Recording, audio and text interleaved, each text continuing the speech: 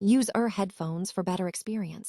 யாரும் கண்டுக்காத ஒரு பொண்ணு அவள நிறைய பேர் புள்ளி பண்ணிருக்காங்க. அவளோட லைஃப்ல லெமன்ஸோட ஹேர் வச்சிருக்க ஒரு பாப்புலரான பையன் வந்து என்ட்ரி கொடுக்குறான். ஒரு ஸ்மால் மூமெண்ட் தான், ஆனா அதுதான் அவன் லைஃப் கம்ப்ளீட்லி டிஃப்ரெண்ட் பாத்துக்கு கொண்டு போகுது. சோ வாங்க பார்க்கலாம் ஹனி லெமன்ஸோட எபிசோட் 1. ஒரு பொண்ணு தனியா ரோட்ல உட்காந்து ஸ்கூலுக்கான பேம்ப்ளேட்டை பார்த்து அழுதுட்டு இருக்கா. அவ தான் நம்ம சீரிஸோட ஹீரோயின் இஷிமோரி. அப்போ ஒரு பையன் வந்து லெமன்ஸோட கையில வச்சுக்கிட்டு அவன் முன்னாடி வந்து நிக்கிறான். அவன் தான் நம்ம சீரிஸோட ஹீரோ. அவனோட பேர் வந்து காய். நம்ம ஹீரோயின் வாய்ஸ் ஓவர் கொடுக்குறாங்க. நான் எதுக்காக மாறணும்னு சொல்லிட்டு ஆசைப்பட்டேன். எனக்கு ஸ்கூல்ல ஒரு இடம் கிடைக்கவா, அதுவும் ஒரு காரணம் தான். ஆனா முக்கியமான காரணம் என்னன்னா அது என்னன்னு சொல்லிட்டு சொல்லல, கடைசியில தான் தெரியும் நம்மளுக்கு. கட் பண்ணா ஸ்கூல்ல காமிக்கிறாங்க. காய் வந்து நடந்து வந்துட்டு இருக்கான். எல்லாரும் தானா வந்து அவங்க கிட்ட பேசுறாங்க. ஏன்னா அவன் ரொம்பவே பாப்புலர். அப்போ காயோட ஃப்ரெண்ட்ஸ் வந்து என்ன காய் எப்ப பாரு லெமன்ஸோடவே குடிச்சிட்டு இருக்குன்னு சொல்லிட்டு கேட்பாங்க. எனக்கு அது ரொம்ப பிடிச்சிருக்குன்னு சொல்லிட்டு காய் வந்து சொல்லுவான். காயும் அவங்க ஃப்ரெண்ட்ஸும் பேசிட்டு இருக்கத நம்ம இஷிமோரி வந்து பாத்துட்டு இருக்கா. அப்ப 2 ரவுடி பசங்க வந்து டே காய், நீ தலகணத்துல தெரியறியா, ஒழுங்கா உன்னோட முடியோட கலரை வந்து மாத்திரு, எங்களுக்கு கிடைக்க வேண்டிய பாப்புலாரிட்டில ஒண்ணு கிடைச்சிட்டு இருக்குன்னு சொல்லிட்டு சொல்லுவாங்க. அதை கேட்டு கடுப்பான காய் வந்து அவன் கையில இருக்க லெமன் சோடாவை குளிக்கிட்டு இருக்கான். ஓபன் பண்ணி அந்த 2 பசங்க மேல அடிக்கலான்னு சொல்லிட்டு போறான். என்னடா பண்ணிட்டு இருக்க, வேணாண்டான்னு சொல்லிட்டு அந்த 2 பசங்களும் நகர்ந்துருவாங்க. அங்க நின்னுட்டு இருந்த நம்ம ஹீரோயின் இஷிமோரி மேல அது பட்டுருது.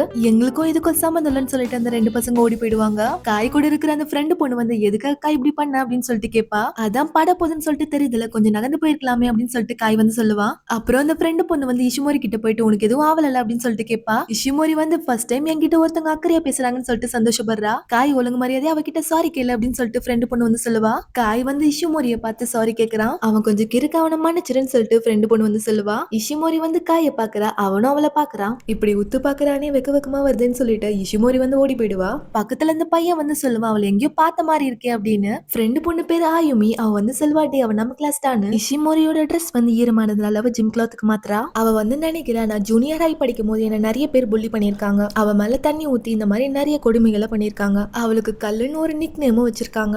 என்ன புள்ளி பண்றவங்கள பார்த்தாலே எனக்கு பிடிக்காது. ஆனா இன்னைக்கு என் மேல ஜூஸ் கொட்டினது காய், அது எனக்கு சந்தோஷத்தை தான் கொடுக்குது. நான் என்னோட ஹைஸ்கூல் லைஃப்ல ஜாலியா ஃபன் பண்ணும், என்ஜாய் பண்ணணும்னு சொல்லிட்டு தான் நினைச்சேன். ஆனா அது இனி வரை நடக்கல. இந்த மாதிரி நினைச்சிட்டு இஷிமோரி வந்து கிளாஸ்ல வந்து உட்காரா. அப்போ சார் வராரு. எல்லாரும் ஏஞ்சுக்கிறாங்க. இஷிமோரி வந்து ஏஞ்சிட்டு, ஐயோ கிளாஸ்லயே நான் தானே ஜிம் கிளாத் போட்டிருக்கேன், என்ன கூப்பிட்டு அசிங்கப்படுத்த போறான்னு சொல்லிட்டு யோசிச்சுட்டு இருக்கா. சார் வந்து கேக்குறாரு, எதுக்காக நீ ஜிம் கிளாத் போட்டிருக்க காய் அப்படின்னு. பார்த்தா காயும் வந்து ஜிம் கிளாத் தான் போட்டிருப்பான். அப்புறம் சார் வந்து இஷிமோரிய பார்த்து, என்னம்மா நீயும் ஜிம் கிளாத் போட்டிருக்க அப்படின்னு சொல்லிட்டு கேட்பாரு. அதுக்கு காய் வந்து சொல்லுவான், எங்க 2 பேர் மேல சோடா பட்டுருச்சுன்னு. காலையிலே விளையாட்ட ஆரம்பிச்சிட்டீங்களா அப்படின்னு சொல்லிட்டு சார் வந்து கேட்பாரு. எல்லாரும் காயை பார்த்து சிரிச்சிட்டு இருப்பாங்க. அவன் மேல சோடா படவே இல்லையே அப்படின்னு சொல்லிட்டு இஷிமோரி வந்து யோசிக்கிறா. இஷிமோரி மட்டும் ஜிம் கிளாத் போட்டிருந்தா அவளை எல்லாரும் கிண்டல் பண்ணுவாங்கன்னு சொல்லிட்டு காயும் போட்டு வந்திருக்கான். நான் இப்பதான் இந்த ஸ்கூல் ஜாயின் பண்ணேன். காய்க்கு என்ன தெரியாது, ஆனா எனக்கு அவனை தெரியும். போன விண்டர்ல நான் ஜூனியர் ஹை படிச்சிட்டு இருக்கும் போது அவனை பார்த்தேன். அவன் முடி பார்க்கும் போது எனக்கு லெமன் சோடாவை தான் ஞாபகப்படுத்தும். அவனை பத்தி யோசிக்கும் போது என்ன சுத்தி பட்டாம்பூச்சி பறக்கிற மாதிரி இருக்குன்னு சொல்லிட்டு இஷிமோரி வந்து நினைக்கிறா. இஷிமோரி வந்து வீட்டுக்கு போற அவங்க பேரண்ட்ஸ் வந்து ரொம்பவே அன்பா பேசுறாங்க அவகிட்ட. உனக்கு இந்த ஸ்கூல் பிடிக்கலன்னா சொல்லுமா, வேற ஸ்கூல் மாத்திடலான்னு சொல்லிட்டு அவங்க அப்பா வந்து கேக்குறாரு. இல்லப்பா அதெல்லாம் வேணாம் அப்படின்னு சொல்லிட்டு இஷிமோரி வந்து கத்துறா. அதுக்கப்புறம் இஷிமோரி அவளோட ரூம்குள்ள போயிட்டு, என்னோட அப்பா அம்மா இந்த மாதிரி என்ன பொத்தி பொத்தி பாத்துக்கிறதுனாலயும் அன்பு காட்டுறதுனால தான் நான் இந்த மாதிரி இருக்கணும் என்னமோ, அவங்கள சொல்லி குத்தம் இல்ல, நான் தான் என்ன மாத்திக்கணும்னு சொல்லிட்டு அவன் நினைக்கிறா. என்னால இதுக்கு மேல இந்த மாதிரி இருக்கவே முடியாது, நாளையில இருந்து நான் மாறி ஆகணும்னு சொல்லிட்டு யோசிக்கிறா. அடுத்த நாள் ஸ்கூல்ல எல்லாரும் வரதுக்கு முன்னாடி இஷிமோரி வந்து கிளாஸ்ல இருக்கா. எப்படி குட் மார்னிங் சொல்லணும்னு சொல்லிட்டு பிராக்டிஸ் பண்ணிட்டு இருக்கா. குட் அப்படின்னு சொல்லிட்டு சொல்றா, ஆனா ஸ்டக் ஆயிடுச்சு. சரி இன்னும் கொஞ்சம் சத்தமா சொல்ல ட்ரை பண்ணலான்னு சொல்லிட்டு குட் மார்னிங் அப்படின்னு சொல்லிட்டு கத்துறா. அப்போன்னு பார்த்து நம்ம ஹீரோ காய் வந்து உழுவரா. இவ அவனை ஷாக்ல பார்த்துட்டு, இப்ப நம்ம அறிஞ்சு போனா நல்லா இருக்குமேன்னு சொல்லிட்டு யோசிக்கிறா. காயும் இஷிமோரிக்கு குட் மார்னிங் சொல்லிட்டு வந்து உட்கார்றான். இவ எதுவுமே பேசாம அமைதியா இருப்பா. என்னை இக்னோர் பண்றியா அப்படின்னு சொல்லிட்டு காய் வந்து கேட்பான். அப்படிலாம் எதுவும் இல்ல அப்படின்னு சொல்லிட்டு இஷிமோரி வந்து சொல்லுவா. சரி நான் சொல்லிட்டு திருப்பி சொல்லுன்னு சொல்லிட்டு குட் மார்னிங் எப்படி சொல்லணும்னு சொல்லிட்டு சொல்லி தருவான். Good morning.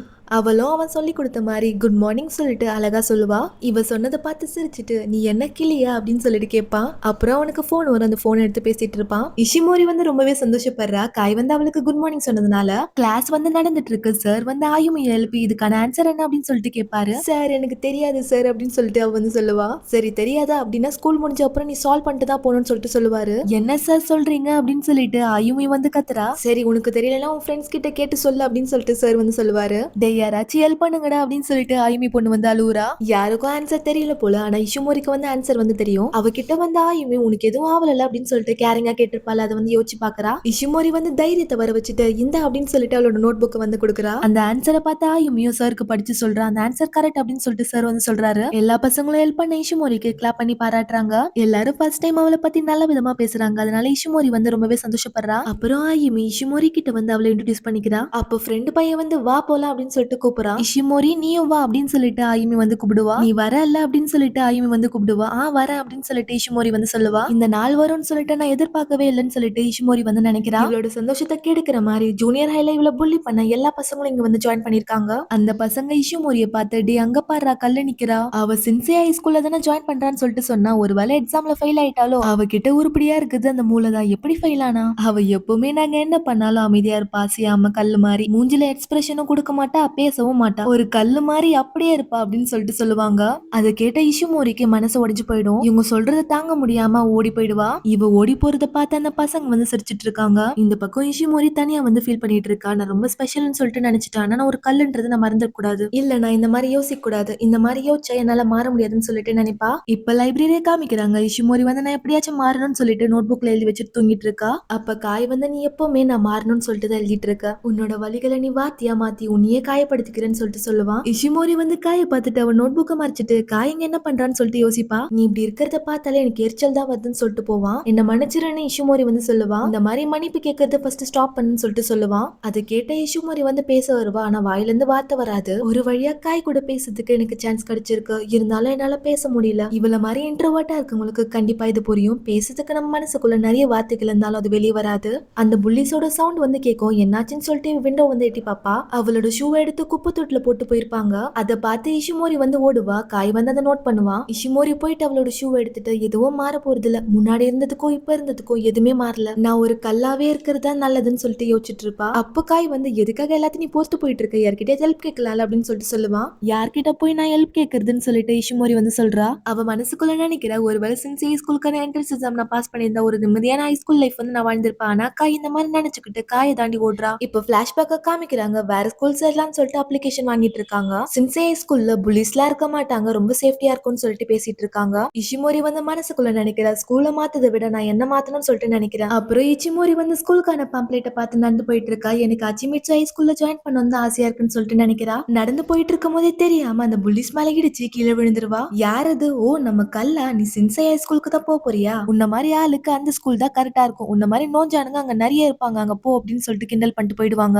இவங்க இவளை இந்த மாதிரி கிண்டல் பண்றத நம்ம ஹீரோ வந்து பார்த்துட்டு தான் இருப்பாரு. இவ அந்த ஸ்கூலுக்கான பாம்ப்ளேட்டை பார்த்துக்கிட்டே அழுதுட்டு இருப்பா. அப்போ நம்ம ஹீரோ லெமன் சோடாவை கையில வச்சுக்கிட்டு அவன் முன்னாடி வந்து நிக்கிறான். கீழே இருக்கிற அந்த ஸ்கூலுக்கான பாம்ப்ளேட் எடுத்து அச்சிமிச்சி ஸ்கூல் உனக்கு நல்லாவே சூட் ஆகும், அங்கதான் நான் படிக்கிறேன்னு சொல்லிட்டு சொல்லுவான். அப்ப காயோட ஃப்ரெண்ட்ஸ் வந்து அவனை கூப்பிடுவாங்க. அந்த பாம்ப்ளேட் அவகிட்ட கொடுத்துட்டு அவன் நடந்து போயிடுவான். அந்த பையனை நான் பார்த்ததே இல்ல, அது மட்டும் இல்லாம அவன் ரொம்ப அழகா இருக்கான்னு சொல்லிட்டு இச்சிமோரி வந்து அழ ஸ்டார்ட் பண்றா. சின்சி ஹை ஸ்கூலுக்கான என்ட்ரன்ஸ் எக்ஸாமும் நடக்குது. இச்சிமோரி வந்து மனசுக்குள்ள நினைக்கிறா, எதனால சொல்லிட்டு எனக்கு தெரியல, ஆனா என்னோட கை வந்து அசையவே மாட்டேங்குது, என்னால ஒரு வார்த்தை கூட எழுத முடியலன்னு. சின்சி ஹை ஸ்கூல் என்ட்ரன்ஸ் எக்ஸாம்ல ஃபெயில் ஆனதுனால அச்சிமிட்சு ஹை ஸ்கூலுக்கே வரா. கண்டிப்பா காய்க்கு இவ்வளவு ஞாபகம் இருக்காதுன்னு சொல்லிட்டு மனசுக்குள்ள நினைக்கிறா. பின்னாடி வந்து காய் வந்து அவன் ஃப்ரெண்ட்ஸ் கூட பேசிட்டு வரா. அதை வந்து இச்சிமோரி பாக்குறா. காயை பார்த்த உடனே இச்சிமோரி வந்து ரொம்பவே சந்தோஷப்படுறா. இப்ப பிரசன்ட்ல காமிக்கிறாங்க. இச்சிமோரி வந்து சூப்பர் மார்க்கெட் கூடி போயிட்டு ஒரு லெமன் சோடா வந்து வாங்குறா. இப்ப மறுபடியும் இஷிமோரி அந்த புள்ளி கேங் வந்து மிரட்டிட்டு இருக்காங்க. இஷிமோரி வந்து அவ பேக்ல இருக்க லெமன் சோடா எடுத்து அவங்க 3 பேர் மேலயும் அடிக்கிறா. எவ்வளவு தைரியம் உனக்கு, எதுக்கு இந்த மாதிரி பண்ணன்னு சொல்லிட்டு இச்சிமோரியை வந்து தள்ளி விடுவாங்க. அவ எதுவுமே பேசாம எதுவுமே பண்ண முடியாம அமைதியா உட்காந்துட்டு இருக்கா. அப்ப ஹீரோவும் அவனோட கேங்கோ இச்சிமோரி பின்னாடி வந்து நிக்கிறாங்க.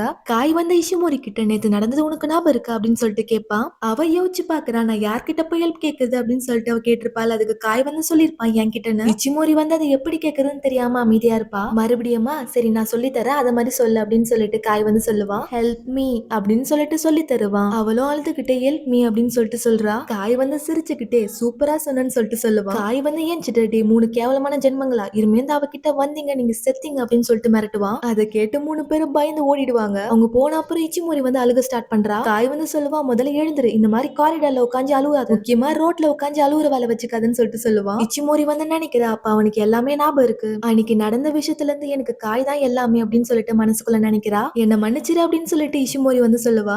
எவ்வளவு தடவை சொல்றது இந்த மாதிரி சாரி கேட்காதுன்னு சொல்லிட்டு காய் வந்து திரும்பி பாப்பான் அவளை. அவ வந்து சிரிச்சுக்கிட்டே இவனை வந்து பாத்துட்டு இருக்கா. இச்சிமோரியோட சாபம் இன்னைக்கு உடஞ்சிருச்சு, யாராலனா லெமன் சோடா வலன்னு சொல்லிட்டு அவன் நினைக்கிறா. இந்த எபிசோடு உங்களுக்கு எவ்வளவு பிடிச்சிருக்குன்னு சொல்லிட்டு கமெண்ட் பண்ணுங்க. அடுத்தடுத்த எபிசோட்ல இவங்களுக்குள்ள எப்படி லவ் பில்ட் ஆகுதுன்னு சொல்லிட்டு பார்க்கலாம். நம்ம சேனலை சப்ஸ்கிரைப் பண்ணலனா சப்ஸ்கிரைப் பண்ணிக்கோங்க, பக்கத்துல இருக்க பெல் ஐக்கனை கிளிக் பண்ணிக்கோங்க. மறக்காம இந்த வீடியோக்கு லைக் பண்ணி கமெண்ட் பண்ணி ஃப்ரெண்ட்ஸ்க்கு ஷேர் பண்ணுங்க. தேங்க்ஸ் ஃபார் வாட்சிங். Bye by.